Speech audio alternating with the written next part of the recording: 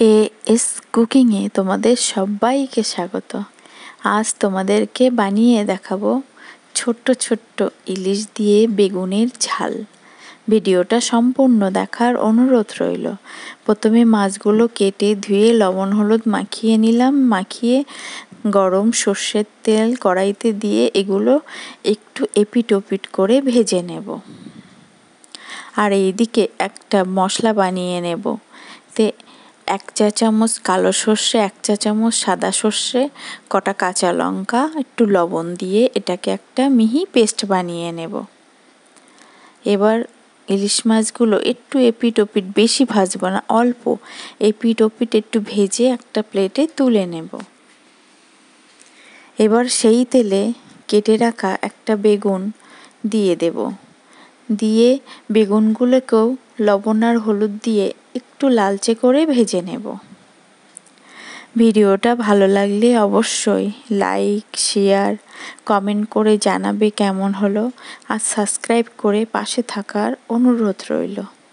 আর একবার বাড়িতে এইভাবে ছোট ছোট ইলিশ মাছের ঝাল বেগুন দিয়ে বানিয়ে দেখো, খুব সুন্দর লাগে আর খুব টেস্টি এই পদ্ধতিতে বানালে।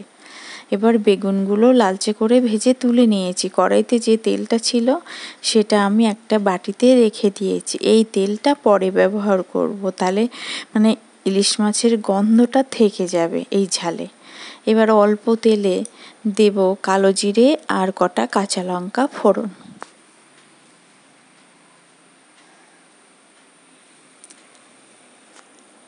ওইদিকে সর্ষেটা আমি একটা জলে গুলিয়ে নিয়েছি। ফোড়নটা ভাজা ভাজা হলে এবার একটা ছাঁকনির সাহায্যে সর্ষেটা ছেঁকে খোসাগুলো ফেলে দেব আর জলটুকুই নেব। নিয়ে জলে পরিমাণ মতো দেব হলুদ, দেব আর দেব একটু কাশ্মীরি লঙ্কার গুঁড়ো। আর ঝালটা যা হবে কাঁচা লঙ্কাতেই হবে। অল্প জল দিলাম।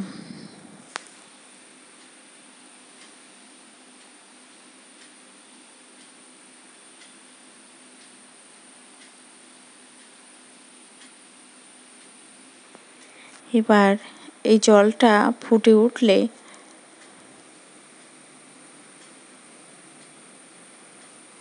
সেই ভেজে তুলে রাখা বেগুন আর মাছগুলো দিয়ে দেব।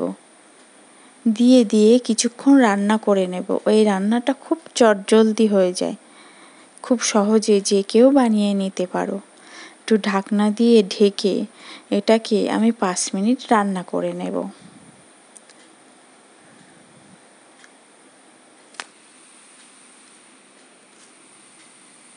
ঢাকনা খুলে লবণ ঝাল চেখে অল্প, খুব 4-5টা চিনির দানা ছড়িয়ে দিও, তাহলে টেস্টটা আরও ভালো হবে, মিষ্টি হবে না। এবার সব চেখে সেই যে তেলটা তুলে রেখেছিলাম বেগুন আর ইলিশ মাছ ভাজার, এই তেলটা এবার শেষে ছড়িয়ে দেব।